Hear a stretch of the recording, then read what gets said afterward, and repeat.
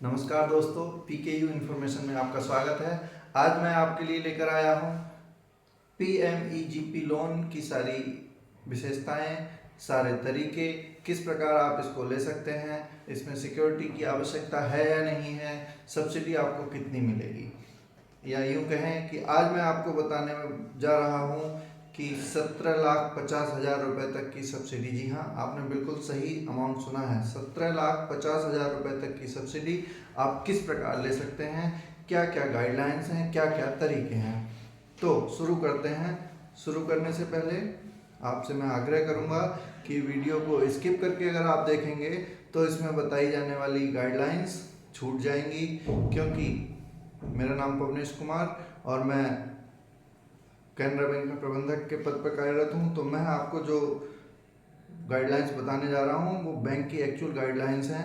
वो गाइडलाइंस अगर आप फॉलो करते हैं तो आपको लोन लेने में कोई परेशानी नहीं होगी, आप अपना बिजनेस अच्छे से चला पाएंगे, आपको सब्सिडी लेने में कोई परेशानी नहीं होगी। सारी जानकारी आपको इसी प्लेटफॉर्म पर मिलेगी। तो आपसे आग्रह है, वीडियो को स्किप ना करें, पूरी जानकारी लें और उसके बाद अपना आगे का विचार बनाएं। शुरू करते हैं। PMEGP, prime minister employment generation programme, ये हमारे आदरणीय प्रधानमंत्री जी का बहुत ही महत्वाकांक्षी प्रोग्राम है।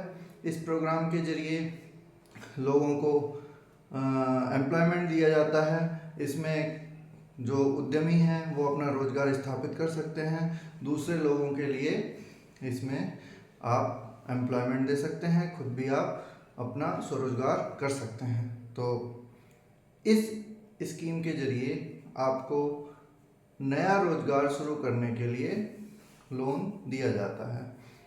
हम बात करेंगे कि नया रोजगार किस प्रकार का हो सकता है, किस प्रकार का रोजगार नहीं हो सकता, और किस प्रकार के रोजगार के लिए लोन मिलेगा, कहाँ से आवेदन किया जाएगा और बैंक तक कैसे पहुँचेगा, सब्सिडी आपको किस प्रकार से मिलेगी, ये सारी जानकारी आपको इस वीडियो के माध्यम से मिलेगी। सबसे पहले हम बहुत बेसिक चीज़ से शुरुआत करते हैं कि आप कौन सा उद्यम लगाएंगे, किस प्रकार के उद्यम के लिए ये ऋण मिलता है। तो मान लीजिए आप कोई नया काम शुरू करना चाह रहे हैं। नया काम जैसे मैन्युफैक्चरिंग या सर्विस या ट्रेडिंग, तीन तरह के ही बिजनेस सारे जगह पाए जाते हैं। MSME के अंतर्गत तीन तरह के ही बिजनेस होते हैं। मैन्युफैक्चरिंग यानी कि विनिर्माण, सर्विसेज सेवा, ट्रेडिंग यानी कि बिक्री, इस तरह के ही बिजनेस होते हैं। अगर आप कोई मैन्युफैक्चरिंग उद्योग लगाना चाहते हैं जिसमें आप कोई नया प्रोडक्ट बनाते हैं, मैन्युफैक्चरिंग वो होता है जिसमें आप कोई नया प्रोडक्ट बनाते हैं, आप कोई कच्चा माल खरीद रहे हैं, नया प्रोडक्ट आप बनाएंगे। तो इस प्रकार के प्रोडक्ट के लिए आपको जो स्ट्रक्चर की ज़रूरत होगी, अगर हम बात करें, आपको मशीनरी की ज़रूरत हो सकती है, आपको लैंड एंड बिल्डिंग की ज़रूरत हो सकती है, और आपको रॉ मटेरियल के लिए ज़रूरत पड़ेगी। इन तीनों चीज़ों के लिए रुपए की आवश्यकता होती है। तो आप सबसे पहले अपना खुद का कैपिटल भी कुछ लगाएंगे, कुछ आपको ऋण की आवश्यकता होगी। इन सब चीज़ों के लिए आप सबसे पहले अपना विचार बनाएं। विचार बना के उसको एक पेपर पे नोट डाउन कर लें खुद से कि हम कौन सा बिजनेस लगाना चाहते हैं, कितना इसमें लगभग खर्चा आएगा, कितना खर्चा हम अपने पास से करेंगे, कितने के ऋण की हमें आवश्यकता होगी। जब आपने ये प्लान बना लिया, मोटा मोटी आपके मन में आइडिया हो जाएगा। अब आप उस प्रोडक्ट से रिलेटेड, जिस प्रोडक्ट की आप उत्पादन करने जा रहे हैं, उस प्रोडक्ट से रिलेटेड आप मार्केट में रिसर्च कर लीजिए कि ये प्रोडक्ट का जो कच्चा माल है वो हमें कहाँ से मिलेगा, हम कहाँ से वो कच्चा माल लेकर आएंगे, इस प्रोडक्ट को बेचने के लिए हमें सप्लायर कहाँ मिलेंगे या ख़रीदार कहाँ मिलेंगे, लोकल मार्केट में ही इसके ख़रीदार हैं या हमें बाहर इसका सेल करनी पड़ेगी। तीसरी चीज़ ये आप तैयार कर लीजिए कि इस प्रोडक्ट को बेचने के लिए आपके कंपटीशन में कितने लोग हैं, आप उस कंपटीशन को कैसे compete कर पाएंगे, आप मार्केट में अपने प्रोडक्ट को लाने के लिए एडवर्टाइजमेंट का किस प्रकार आप तैयारी, इन सारी चीज़ों की तैयारी कर लीजिए ताकि आपका एक प्लान तैयार हो जाए। जब आप ये पूरा आपका प्लान तैयार हो जाता है तब आप एक जगह निश्चित कर लीजिए कि आप इस प्रोडक्ट को किस जगह लगाएंगे।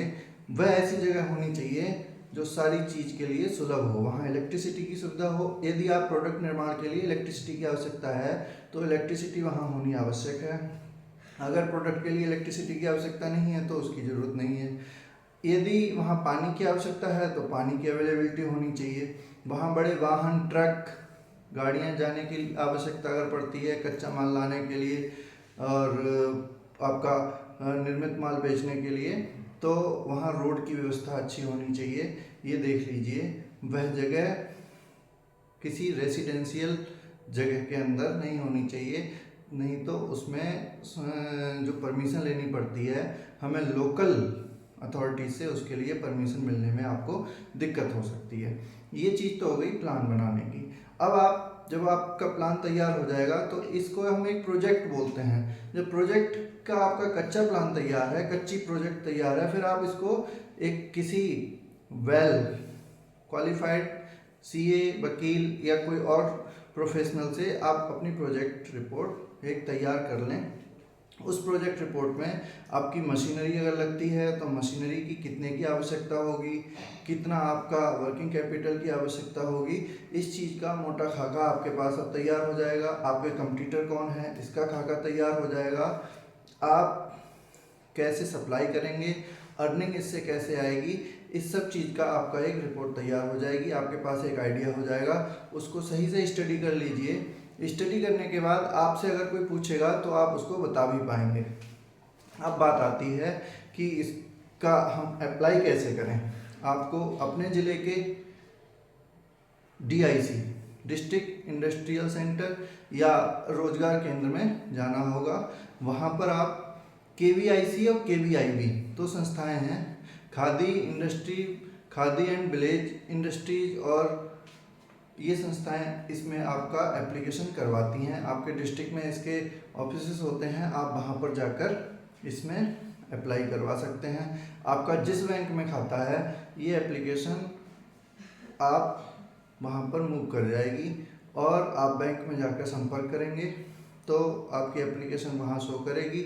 आप अपनी प्रोजेक्ट रिपोर्ट लेकर बैंक में पहुँचिए। आगे की कार्यवाही बैंक से शुरू होगी।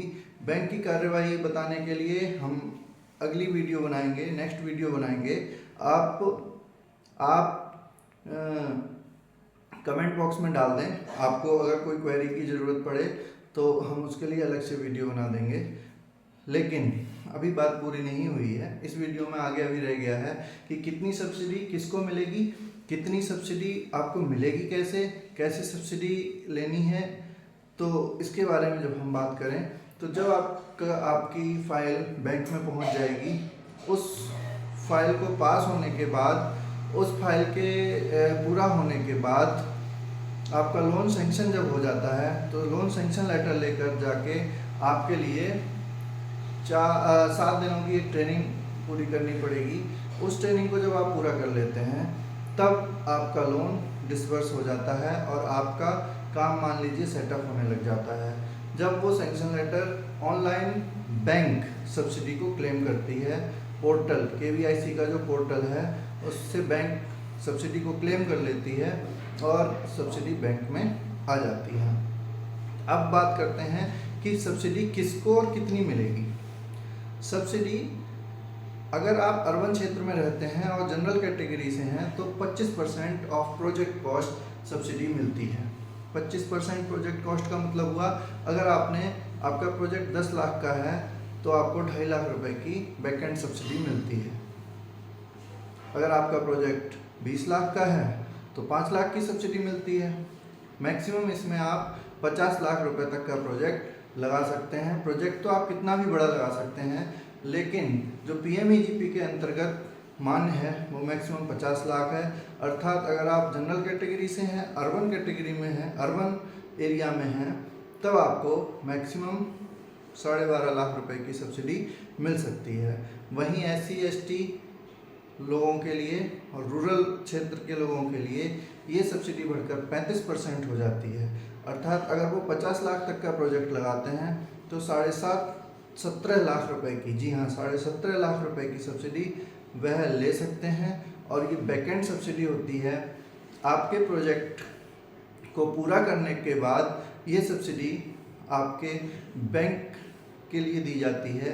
बैंक इस सब्सिडी को एफडी के रूप में रखता है और आपके लोन के साथ लिंक कर देता है। आपकी इस प्रकार लोन अगर सही चलता रहता है, लोन में कोई गड़बड़ी नहीं होती, कोई डिफ़ॉल्ट नहीं होता, तो ये सब्सिडी आपके लोन में समायोजित कर दी जाती है और इस प्रकार इस सब्सिडी का आपको फ़ायदा मिल जाता है। बैक एंड सब्सिडी और फ्रंट एंड सब्सिडी के बारे में मैं आपको अलग से बताऊंगा, फिर कभी जब भी समय मिलेगा तब आपको बताएंगे। और इस वीडियो में अगर कोई जानकारी छूट रही है तो आप नीचे कमेंट बॉक्स में लिख दें। कोई वीडियो आपको सही लगी, कैसी लगी? अगर सही लगी तो आप शेयर करें, चैनल को सब्सक्राइब जरूर करें और आगे की जानकारी के लिए आप कमेंट करें। नमस्कार।